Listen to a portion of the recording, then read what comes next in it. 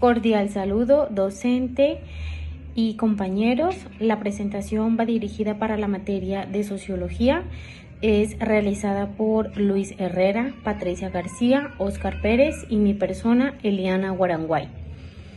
Empezaremos dando el concepto de globalización como la describe Bauman. Este autor la manifiesta como un proceso complejo de cambios sociales que da lugar a la interdependencia entre la economía, la cultura y la sociedad, generando además en contraposición incertidumbre e inseguridad en el mundo, especialmente para sectores con mayor vulnerabilidad a nivel mundial. La globalización y la tecnología han entablado una red de interdependencia que trae beneficios transformadores de las dinámicas sociales, económicas y políticas al incrementar la interconexión mundial por medio de redes sociales, el comercio y los desplazamientos migratorios, creando así oportunidades y al mismo tiempo desafíos. En el aspecto social, promueve el intercambio cultural, pero también genera tensiones y pérdida de la identidad local. Por otro lado, la economía con la globalización promueve e integra los mercados, reduce los costos de producción y por ende impulsa el crecimiento, pero en contraposición, la consecuencia puede llevar a concentración del capitalismo si no se establecen protecciones adecuadas y políticamente esto desafía la soberanía nacional y fortalece los organismos multilaterales, promoviendo el intervencionismo exterior. En el área de los derechos humanos se han expandido los marcos para protegerlos, pero también se han creado nuevas vulnerabilidades como la vulneración laboral y el aumento de desigualdades, haciendo que la protección y la garantía de los derechos humanos sea un desafío constante. Los movimientos sociales han sido motores de cambio a lo largo de la historia y surgen cuando hay un descontento en un grupo de personas y estas personas se organizan para reclamar colectivamente o para promover el cambio colectivamente. La frase que resumiría la ideología de un movimiento social sería: la unión hace la fuerza. ¿Por qué? Porque cuando una persona individualmente manifiesta un descontento, generalmente no es escuchada, no tiene impacto. Pero si esa falta de conformidad es manifestada por un grupo, normalmente logra impacto. Históricamente se ha visto que los movimientos sociales han tenido impactos inclusive en políticas de orden internacional. Un ejemplo, la reducción de las horas de trabajo y la implementación de otras garantías laborales que fue logrado por el movimiento obrero, movimiento que se empezó a fortalecer después de la Revolución Industrial y que aún actualmente lucha por reivindicar derechos laborales. ¿Qué pasa entonces con los movimientos sociales en esta época de globalización cuando hay tantos avances tecnológicos, sobre todo en el campo de la información y la comunicación? Pues lo que pasa es que Internet se ha convertido en la herramienta clave para generar, para coordinar las acciones, para difundir los mensajes, para organizarse colectivamente sin importar que haya una distancia geográfica. Y por eso vemos ejemplos como el del colectivo feministas que han logrado incidir en políticas para que se creen leyes contra la violencia de género, contra la violencia en línea. Han denunciado el uso de tecnologías como los deepfakes, que son esos productos de la inteligencia artificial donde pueden poner a alguien a decir cualquier mensaje y no se puede distinguir a veces con facilidad si es inteligencia artificial o si es real aquel mensaje, generando mucha desinformación. O el estudio que se hizo en Colombia sobre las comunidades de biohackers que cuestionan el monopolio tecnológico y defienden el derecho a intervenir en el diseño de la tecnología. Bueno, aterrizando al caso de Macondo, nosotros vimos que la República de Macondo implementó el uso de la inteligencia artificial en la justicia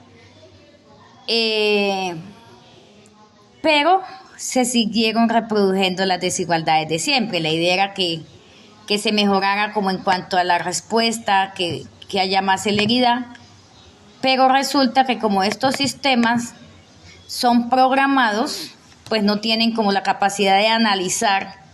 que tiene el humano. Entonces el sistema un día consideró más creíble un político corrupto, por ejemplo, que a María Elena,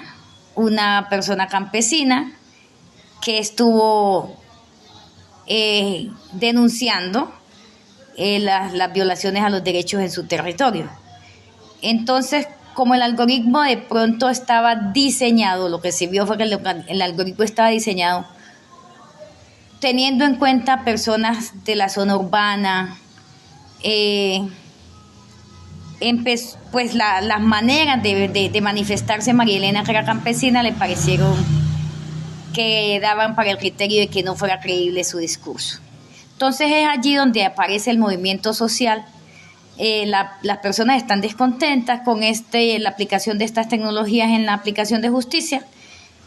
y aparece el movimiento La justicia no es un algoritmo en Macondo, que precisamente denuncia esos sesgos y esas desigualdades que se pueden producir al usar indiscriminadamente la tecnología sin contar